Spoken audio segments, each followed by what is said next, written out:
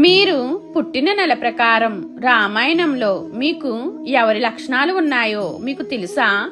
జనవరిలో పుట్టిన వారికి రావణాసురుడి లక్షణాలు ఉంటాయి. ఇష్టమైన దానికోసం ఎంతవరకైనా వెళ్తారు.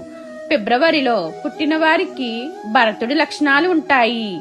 కళ్ళ ముందు సుఖ సంతోషాలు ఉన్న సన్నిహితుల కోసం అవన్నీ వదులుకుంటారు. మార్చిలో పుట్టిన వారికి మేఘనాథుడి లక్షణాలు ఉంటాయి.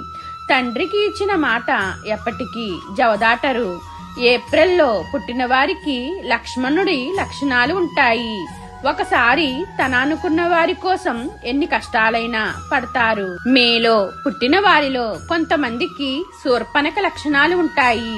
జూన్లో పుట్టిన వారికి సీతాదేవి లక్షణాలు ఉంటాయి. జూలైలో పుట్టిన వారికి రాముడి లక్షణాలు ఉంటాయి. ఆగస్టులో పుట్టిన వారికి ఊర్మిళాదేవి లక్షణాలు ఉంటాయి. తన అనుకున్న వారి కోసం ఎన్ని సంవత్సరాలైనా ఎదురు చూస్తారు. సెప్టెంబర్లో పుట్టిన వారికి విభీషణుడి లక్షణాలు ఉంటాయి. ధర్మము ఎటువైపు అయితే ఉంటుందో అటువైపే వీళ్ళు నిలబడతారు. అక్టోబర్లో పుట్టిన కొందరికి మందర లక్షణాలు ఉంటాయి. వాళ్ళు బాగుండాలని పక్కన వాళ్ళ జీవితాలను నాశనం చేయడానికి చూస్తుంటారు. నవంబర్లో పుట్టిన వారికి కుంభకర్ణుడి లక్షణాలు ఉంటాయి. వీళ్ళకి ఏ పనినైనా చేసే శక్తి ఉంటుంది. బద్ధకం వల్ల సాధించలేకపోతారు.